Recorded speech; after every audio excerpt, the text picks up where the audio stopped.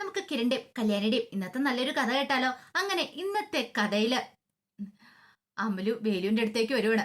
വേലു ഡ്രസ്സൊക്കെ മാറിയിരിക്കുവാണ്. ഇത്രയും നാളെന്ന് പറഞ്ഞിട്ടുണ്ടെങ്കിൽ കാട്ടിലെ വേഷമായിരുന്നു. കാട്ടിലെ വേഷം എന്ന് പറഞ്ഞാൽ അവർ ആ രീതിയിലുള്ള വസ്ത്രധാരണമായിരുന്നു. പക്ഷേ എങ്കില് കല്യാണം പ്രമാണിച്ച് അമലുവിനും വേലുവിനും ഡ്രസ്സൊക്കെ എടുത്തു കൊടുത്തിട്ടുണ്ടായിരുന്നു കിരണും കല്യാണി. അങ്ങനെ വേലു നല്ല കുളിച്ച് സുന്ദര കുട്ടപ്പനായിട്ട് റെഡിയായിട്ട് നിൽക്കുന്ന സമയത്ത് അമലു അങ്ങോട്ട് വന്നേ.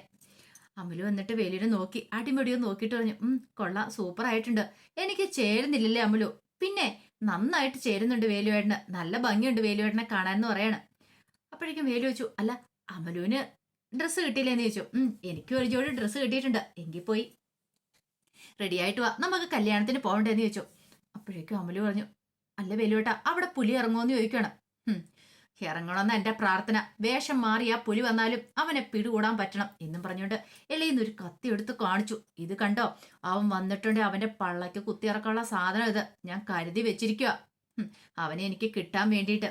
അത് കേട്ടപ്പം അമലു പറഞ്ഞു, അവൻ വന്നിട്ടുണ്ടെങ്കിൽ എനിക്ക് അവനെ തീർക്കണം വേലുവേട്ട. എന്റെ കൈകൾ കിടന്നിട്ടാണ് എന്റെ അച്ഛന് മരിച്ച, എനിക്കത് ചിന്തിക്കാൻ പോലും പറ്റുന്നില്ല.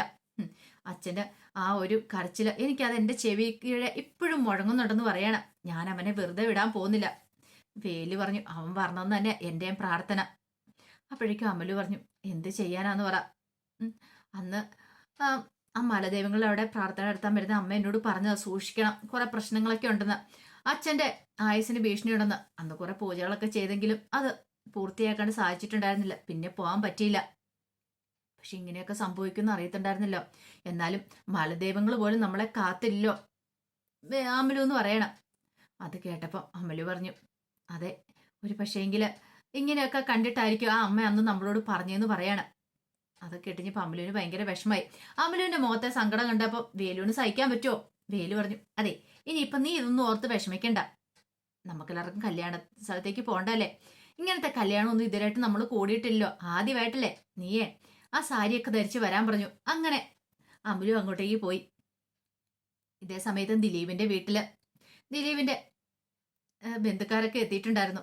അങ്ങനെ രണ്ടുപേരും തമ്മിൽ സംസാരിക്കണ സമയത്ത് ഒരാൾ പറഞ്ഞു, അതെ, വലിയ ആഘോഷമായിട്ടൊന്നും നടത്താത്തതിന്റെ കാരണം എന്താണെന്നറിയാലോ, ദിലീപിനാണെങ്കിലും ഭീഷണിയുണ്ട്, ഒരുത്തം പുറത്തിറങ്ങി നടക്കുമല്ലേ. അപ്പോഴേക്കും ദിലീപിന്റെ അമ്മ ചായ കൊണ്ടുവന്ന് അവർക്ക് കൊടുക്കുവാണ്. അപ്പോഴേക്കും ചോദിച്ചു, അല്ല എന്തിയെ വാസുവേട്ടൻ എന്തിയെന്ന് ചോദിക്കുക. വാസുവേട്ടൻ എഴുന്നേറ്റിട്ടില്ല, ഇന്നലെ 2-2:30 വരെ ഇരുന്നില്ലേ അവൻ വരാൻ വേണ്ടിയിട്ട്. അവനവന് ഫ്രണ്ട്സുമായിട്ട് കൂടാൻ പോയിട്ട് താമസല്ലേ എത്തിയത്. അപ്പൊ അതുകൊണ്ട് അവരെത്തി കഴിഞ്ഞിട്ട് കിടന്ന് ഉറങ്ങിയോട്ട് വാസുവേട്ടൻ ഉറക്കം അങ്ങോട്ട് ശരിയായില്ല, ഇതുവരെയായിട്ട് എഴുന്നേറ്റിട്ടില്ല. സാധാരണഗതിയിൽ 6-6:30 ആകുമ്പത്തേനും എഴുന്നേറ്റ് വരുന്ന. ഇനി ഞാൻ ചെന്ന് വിളിക്കണം, വിളിച്ചെഴുന്നേപ്പിച്ച് പോയി റെഡിയാവാനായിട്ടൊക്കെ പറയണമെന്ന് പറഞ്ഞു. അത് കേട്ടതും അയാൾ പറഞ്ഞു, അത് ശരിയാ, ഞങ്ങളെല്ലാരും ഇന്നലെ രാത്രി ആ സമയത്താ പോയി കിടന്ന്, എന്നാലും രാവിലെ ആയപ്പോഴത്തേനും കണ്ണു തുറന്നു എന്നൊക്കെ പറയണം. അത് കേട്ടപ്പോ ദിലീപിന്റെ അമ്മ പറഞ്ഞു, എന്ത് ചെയ്യാനാ, അവൻ വരുന്നതിന് മുമ്പ് വേണേ കിടന്ന് ഉറങ്ങായിരുന്നു. പക്ഷെങ്കിൽ ഏട്ടൻ അത് പറ്റില്ല, ഏട്ടൻ തന്നെയല്ല എനിക്കും അതെ. ഒരുത്തൻ കൊല്ലാൻ വേണ്ടി പിന്നാലെ നടക്കുന്നതുകൊണ്ട് എന്തെങ്കിലും സംഭവിക്കുമെന്നൊരു പേടിയൊക്കെ ഉണ്ട് മോനെ, അതിന്റെ ഒരു ടെൻഷനിലായിരുന്നു ഞങ്ങള്. അതുകൊണ്ട് അവൻ വന്നിട്ട് അവനെ കണ്ടതിന് ശേഷമാണ് കിടന്നിട്ട് ഉറക്കം പോലും വന്നേന്ന് പറയണം. പിന്നീട് അവര് പറഞ്ഞു, ഞാനെന്നാ ശരി വാസുവേട്ടനെ ഒന്ന് പോയി വിളിക്കട്ടെ എന്നും പറഞ്ഞുകൊണ്ട് അകത്തേക്ക് കയറിപ്പോയി. ആ സമയത്ത് ദിലീപിനെ ഫ്രണ്ട്സ് എല്ലാരും കൂടെ ചേർന്ന് ഒരുക്കുവാണ്. ദിലീപ് പറഞ്ഞു, മതിയിടാന്ന് പറയാം. ആഹാ, മതിയെന്നോ, നല്ല വെട്ടിത്തിളങ്ങി നിൽക്കണം നീ ഇന്ന്. അത് കേട്ടപ്പം ഒരുത്തൻ പറഞ്ഞു, എടാ നിന്റെ ഭാര്യയാൻ പോകുന്ന പെണ്ണ് സുന്ദരിയാ, പിന്നെ ഇന്നലെ കാർത്തിക ഒരുക്കിയേക്കുന്ന കണ്ടപ്പോ തന്നെ മനസ്സിലായി അവളുടെ അനുജത്തി പൊളിയാന്ന്, കാരണം അവൾക്ക് നല്ല കഴിവുണ്ടെന്ന്. അത് കേട്ട് കഴിഞ്ഞപ്പോ ദിലീപ് പറഞ്ഞു, അത് പിന്നെ അവള് ഭയങ്കര ഡിസൈനറൊക്കെ ആണല്ലോ എന്ന് പറയണം. എടാ അളിയ, നിനക്ക് എന്താണെങ്കിലും കല്യാണം കഴിഞ്ഞ് കഴിയുമ്പത്തേനും ദുബായിൽ ഹണിമൂൺ ആഘോഷിക്കാനുള്ള കാര്യങ്ങളൊക്കെ ഞാൻ ഓക്കെ ആക്കി വെച്ചിട്ടുണ്ട്. അപ്പൊ ദുബായിക്കാരന് ഒരു ചെറുപ്പക്കാരനുണ്ടായിരുന്നു അവിടെ ജോലിയുള്ള, എല്ലാ കാര്യങ്ങളും ഓക്കെയാന്ന് പറയണം. അത് കേട്ടപ്പോ ദിലീപ് പറഞ്ഞു, എടാ കല്യാണം കഴിഞ്ഞു കഴിഞ്ഞിട്ടുണ്ടെങ്കിൽ ഞങ്ങൾ പുറം രാജ്യങ്ങളിൽ എവിടെയെങ്കിലും പോയി ഹണിമൂൺ ആഘോഷിക്കണം. ഇവിടെ പിന്നെ ഞങ്ങൾക്ക് നല്ല സെക്യൂരിറ്റിയും കാര്യങ്ങളൊക്കെ ഉണ്ട് ഇപ്പം, കാരണം ഞങ്ങൾ എപ്പോഴും വധഭീഷണി നേരിട്ടുകൊണ്ടിരിക്കുന്ന ആൾക്കാരാണല്ലോ ഞാനും കാർത്തികയും. അളിയ അതൊന്നും ഓർത്ത് പേടിക്കണ്ടെന്ന് പറയണം. പേടിയോ? പേടിയൊക്കെ ഉണ്ടായിരുന്നു, ഇപ്പൊ പക്ഷെ പേടിയൊന്നും ഇല്ല. ഇനിയിപ്പൊ അവൻ വന്നാലും അവനെ നേരിടാനുള്ള ധൈര്യം ഉണ്ടെന്ന് പറയണ. എന്നാലും അവന് കൊള്ളാലോ, വേഷം മാറി വരുമെന്നല്ലേ പറഞ്ഞേ. അവനെ കാണാനൊക്കെ ഫോട്ടോയ്ക്കകത്തൊക്കെ സുന്ദരനാണല്ലോ. അതെ, സുന്ദരനായ വില്ലന്, അതാണ് അവന്. അതുകൊണ്ട് അവൻ എവിടെയാണെങ്കിലും നുഴഞ്ഞു കയറാൻ പറ്റും. ഒരു വില്ലന്റേതായ ലുക്കും കാര്യങ്ങളൊന്നും ഇല്ലല്ലോ അവന്. അതുകൊണ്ട് പെട്ടെന്ന് തന്നെ ആൾക്കാരെ കയ്യിലെടുക്കാനും പറ്റുമെന്ന് പറഞ്ഞു. അത് കേട്ടപ്പം ഒരുത്തൻ പറഞ്ഞു അതൊക്കെ ശരിയാളിയാ, എന്നാലും ഇനിയിപ്പൊ അവൻ വന്നിട്ട് ഒന്നും ചെയ്യാതെ നോക്കണം, കല്യാണം കൂടെ കഴിഞ്ഞു കിട്ടിയ പിന്നെ സമാധാനമായില്ലേ എന്നൊക്കെ പറഞ്ഞു. ആ സമയത്ത് രേണു മുറിയിലേക്ക് വരുവാണ് വാസ്തവനെ വിളിക്കാനായിട്ട്. അപ്പൊ വാസ്തവൻ ചെരിഞ്ഞു കിടക്കുക. ഇതെന്താ വാസുവേട്ടാ, ഇന്ന് മോന്റെ കല്യാണം അല്ലേ, എന്നിട്ട് ഇതുവരെയായിട്ട് എന്താ എഴുന്നേൽക്കാത്തെന്ന് ചോദിച്ചു. വാസുവേണ്ട ഒരു കാര്യം, ഇന്നലെ അത്ര ലേറ്റ് ആയിട്ട് കിടന്നോണ്ടല്ലേ ഇത്ര താമസിക്കുന്നത്, എഴുന്നേക്ക് വാസുവേട്ടാന്ന് പറഞ്ഞു ഒരു ഗ്ലാസ് ചായക്കായിട്ട് വന്നേ. അങ്ങനെ വിളിച്ചിട്ട് അനങ്ങില്ല. അപ്പോഴേക്കും ചായയോട് വെച്ചിട്ട് കുലുക്കി വിളിക്കുമ്പോഴത്തേനും അനക്കമില്ലാതെ കിടക്കുന്ന കണ്ടേ. അയ്യോ എന്ന് പറഞ്ഞ് അലറി വിളിക്കുവാണ് അവിടെ കിടന്നിട്ട്. ആ സമയത്ത് ഗംഗാപ്രസാദും കൂട്ടരും കൂടെ കൂടുവാണ്. ഗംഗാപ്രസാദ് പറഞ്ഞു, അതെ അവനെ കിട്ടിയില്ല, ദിലീപിനെ കിട്ടിയില്ല, പക്ഷെ അവന്റെ അച്ഛനെ കിട്ടി. കല്യാണം മുടങ്ങാൻ അതാണെങ്കിലും പോരെ, ഇന്ന് കല്യാണം നടക്കാൻ പാടില്ല കാർത്തികയുടെ. അത് കേട്ട് കഴിഞ്ഞപ്പോ കൂട്ടുകാരന്മാര് പറഞ്ഞു, നീ ഭ്രാന്ത് പിടിച്ച് നടക്കുമായിരുന്നല്ലോ. അതെ, ഭ്രാന്ത് പിടിച്ച് തന്നെ നടക്കുമായിരുന്നു. ഇനിയിപ്പൊ സാവകാശം കിട്ടും. കാരണം അച്ഛൻ മരിച്ചു കിടക്കുമ്പോ ഇപ്പുറത്ത് അവൻ എന്താളും താലി കെട്ടാൻ പറ്റില്ലല്ലോ. അതുകൊണ്ട് ആ കല്യാണം അങ്ങോട്ട് മുടങ്ങൂന്ന് പറയണം. പിന്നെ അവളെ തീർക്കാൻ നമുക്ക് എളുപ്പമാണ്. എടാ എന്നും പറഞ്ഞുകൊണ്ട് ഈ കല്യാണത്തിന് അവൻ പിന്മാറും തോന്നുന്നുണ്ടോ? പിന്മാറോ ഇല്ലയോ, പിന്മാറിയാലും ഇല്ലെങ്കിലും അവളുടെ കാര്യം നമ്മൾ തീർക്കും. ഇനിയിപ്പോ ഉടനെ കല്യാണവും നടക്കില്ലോ എന്ന് പറഞ്ഞു. പിന്നെ അയാൾക്ക് ഹാർട്ടിന് എന്തൊക്കെയോ പ്രശ്നങ്ങൾ ഉണ്ടായിരുന്നു തോന്നേ, അതുകൊണ്ട് അധികം ബലപ്രയോഗത്തിന്റെ ഒന്നും ആവശ്യം വന്നില്ല. ഇനിയിപ്പം നേരം വെളുത്ത് കഴിയുമ്പോൾ എല്ലാരും കാര്യങ്ങളൊക്കെ അറിയും. അപ്പൊ കരച്ചിലും ബഹളമൊക്കെ ആയിരിക്കും. എനിക്ക് ആ വീട്ടുകാരറിയുന്നേക്കാൾ ഉപരി ഈ പറയുന്ന കാർത്തികയുടെ അമ്മയും കിരണം കല്യാണിയൊക്കെ ഉണ്ടല്ലോ, അവരറിയുമ്പോഴത്തെ കാര്യം ഓർത്തിട്ടാ അവരുടെ കരച്ചില് അത് കാണാനായിട്ട് ഞാൻ ആഗ്രഹിക്കുന്നത്. കല്യാണം മുടങ്ങിയെന്ന് അറിയുമ്പോഴല്ലേ, ഇനി അവർക്ക് രക്ഷപ്പെടാൻ പറ്റില്ല എന്ന് അറിയുമ്പോഴുള്ള ആ വേദന അതറിയണം. അതൊക്കെ ഇങ്ങനെ മനസ്സിൽ എന്റെ ഉണ്ട്. എങ്ങനെയെങ്കിലും അത് കാണാൻ പറ്റുമായിരുന്നു, നല്ല കാര്യമായിരുന്നു എന്നൊക്കെ പറഞ്ഞ് ഗംഗാപ്രസാദ് സന്തോഷിക്കുകയാണ്. അതേ സമയത്ത് വല്ലാത്ത കരച്ചിലായിരുന്നു രേണു കരയുന്ന കണ്ടിച്ചപ്പോ ദിലീപ് പറഞ്ഞ അമ്മയൊന്ന് സമാധാനമായിട്ട് ഇരിക്കാൻ പറയണം. അപ്പത്തേനും കൂട്ടുകാരന്മാർ ഒന്ന് പൾസൊക്കെ പിടിച്ചു നോക്കിയിട്ട് പൾസ് കിട്ടുന്നില്ല. എടാ എത്രയും പെട്ടെന്ന് ഹോസ്പിറ്റലിലേക്ക് കൊണ്ടുപോകണമെന്ന് പറയണം. അങ്ങനെ ഹോസ്പിറ്റലിലേക്ക് കൊണ്ടുപോകുന്ന സമയത്ത് വാസുവേട്ടാന്ന് പറഞ്ഞ് അലറി വിളിച്ച് കരയുവാണ് രേണു.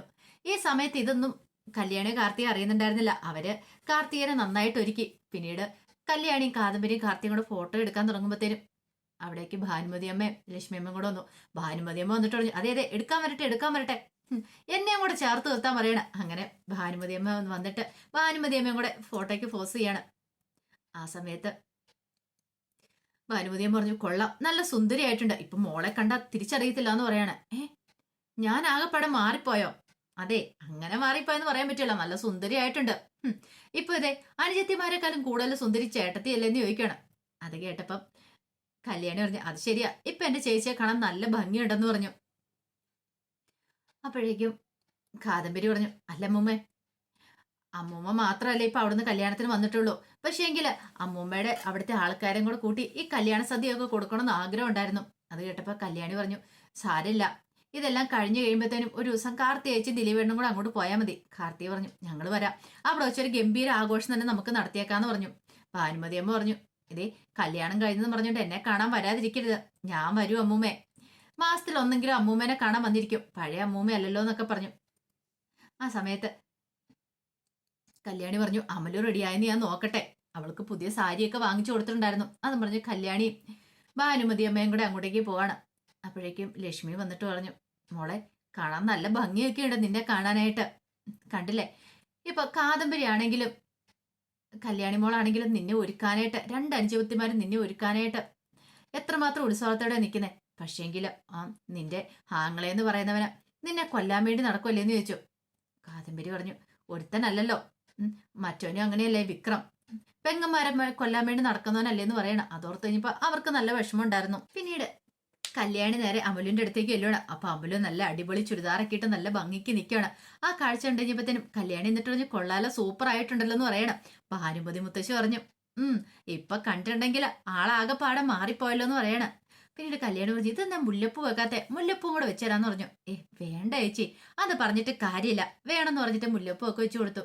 ഈ സമയത്ത് ഭാനുമതി മുത്തശ്ശി പറഞ്ഞു, മോളെ കാണാൻ നല്ല സൗന്ദര്യമൊക്കെ ഉണ്ട്, പക്ഷെ പറഞ്ഞിട്ട് കാര്യമില്ല, അറിയാലോ മോളെ, നമ്മൾ ആരെയും കണ്ണടച്ച് വിശ്വസിക്കാൻ പാടില്ല, ചിരിച്ചു കാണിക്കുന്നവരൊക്കെ നല്ലതെന്ന് നമ്മൾ ഒരിക്കലും ചിന്തിക്കുക പോലും ചെയ്യരുതെന്ന് പറയാണ്. അങ്ങനെ കുറെ ഉപദേശങ്ങളൊക്കെ കൊടുക്കുവാണ്. അപ്പോഴേക്കും കല്യാണി പറഞ്ഞു, മുത്തശ്ശി ഇതൊന്നും പറയേണ്ട കാര്യമില്ല, ഇപ്പൊ അവൾക്ക് കാര്യങ്ങളൊക്കെ ഏകദേശം പിടികിട്ടിയെന്ന് പറയണം. ഭാനുമതി മുത്തശ്ശി പറഞ്ഞു, ഇനി വേലുവിനെ പൊന്നുപോലെ നോക്കണം, അറിയാലോ, ഒരു വാക്കുകൊണ്ടോ നോക്കുകൊണ്ടോ പോലും അവനെ നോവിക്കാനായിട്ട് പാടില്ല, അവൻ ആള് പാവാന്ന് പറഞ്ഞു.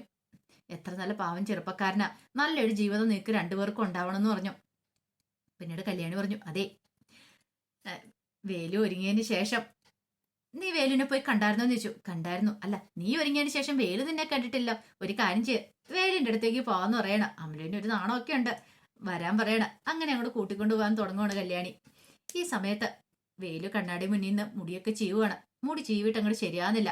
കിരൺ വന്നിട്ട് പറഞ്ഞു, കൊള്ളാലോ, മുടി ചീവിട്ട് ശരിയാകുന്നില്ലല്ലേ, ഞാൻ ചീവി തരാന്ന് പറഞ്ഞു. സാറോ? വേണ്ട വേണ്ട. ആ എന്താ, ഞാൻ ചീവിയെ ശരിയാവത്തില്ലേ എന്നും പറഞ്ഞിട്ട് കിരൺ അങ്ങോട്ട് മുടിയൊക്കെ ചീവി കൊടുത്തു. ഇപ്പൊ കണ്ടാ നല്ല ലുക്കാന്ന് പറയണ. അപ്പോഴേക്കും കല്യാണി അമലുവിനെയും കൂട്ടിക്കൊണ്ട് അങ്ങോട്ട് വരുന്നേ. അമലുവിനെ കണ്ടു കഴിഞ്ഞപ്പത്തേനും വേലു ഇങ്ങനെ അത്ഭുതത്തോടു കൂടി നോക്കണം. കല്യാണിച്ച് എങ്ങനെയുണ്ട് ഞങ്ങളുടെ പെൺകൊച്ച് ഒരുങ്ങിയിട്ട്? നല്ല സുന്ദരിയായിട്ടാണെന്ന് പറയണം. അപ്പോഴേക്കും കിരൺ പറഞ്ഞു, ഇവര് പോകുന്നതിന് മുമ്പ് ഇവർക്ക് ഇങ്ങനത്തെ കുറച്ച് ഡ്രസ്സുകളൊക്കെ എടുത്തു കൊടുക്കണമെന്ന് പറഞ്ഞു. വേലു പറഞ്ഞു, വേണ്ട കിരൺ സാറേ, അതിന്റെ ആവശ്യമില്ല എന്ന് പറയണ. അതൊന്നും പറഞ്ഞിട്ട് കാര്യമില്ല. നിങ്ങളുടെ കല്യാണമൊക്കെ നല്ല അതിഗംഭീരമായിട്ട് വേണം നടത്താനായിട്ട്. ഇപ്പൊ തന്നെ കണ്ടില്ലേ, നല്ല ഭംഗിയുണ്ട് രണ്ടുപേരെയും കാണാനായിട്ട്. അതുപോലെ തന്നെ ജീവിതത്തിൽ ഇങ്ങനെ തന്നെ നല്ല സന്തോഷത്തോടെ നിങ്ങൾ മുന്നോട്ട് പോകണം, ഇങ്ങനെയൊക്കെ പറഞ്ഞിട്ട് ഉപദേശം കൊടുക്കുകയാണ്. അപ്പോഴേക്കും കല്യാണി പറഞ്ഞു, അവർക്കിനി എന്തെങ്കിലും തനിച്ച് സംസാരിക്കാൻ കാണും, വാ കിരണേട്ടാന്ന് പറഞ്ഞു കിരണിനെ വിളിച്ചുകൊണ്ട് പോയി. ആ സമയം അമലുവിനോട് വേലു പറഞ്ഞു, നിന്നെ കാണാൻ നല്ല സുന്ദരിയാ, ഒരുപക്ഷെ ഈ സൗന്ദര്യമായിരിക്കും നിനക്ക് ശാപമായിട്ട് മാറിയെന്ന് പറയണം. അപ്പോഴേക്കും അമലുവിന്റെ മുഖമൊക്കെ അങ്ങോട്ട് മാറി. വേലു പറഞ്ഞു, അയ്യോ ഞാൻ കുറ്റപ്പെടുത്തി പറഞ്ഞല്ല കേട്ടോ എന്ന് പറഞ്ഞിട്ട് തന്റെ പോക്കറ്റിൽ നിന്നൊരു ഫോൺ എടുക്കുവാണ്. ഫോണോ? അതെ. എങ്ങനെയുണ്ടത്? പുതിയ ഫോണാ, കിരൺ സാറ് വാങ്ങി തന്ന. ഇതിനകത്ത് സെൽഫിയൊക്കെ എടുക്കാൻ പറ്റുമെന്ന് പറയണം. അങ്ങനെ രണ്ടുപേരും നിന്ന് സന്തോഷത്തോടു കൂടി സെൽഫിയൊക്കെ എടുക്കണം. അപ്പൊ അതിന്റെ വിശേഷങ്ങളൊക്കെയാണ് കാണുന്നത്. ഇതിന്റെ ബാക്കി വിശേഷങ്ങളുമായിട്ട് വൈകുന്നേരത്തെ പ്രൊമോയി വരാട്ടോ. ഒരിക്കൽ കൂടി എല്ലാവർക്കും ശുഭദിനം നേർന്നുകൊണ്ട് നിർത്തുന്നു. നന്ദി.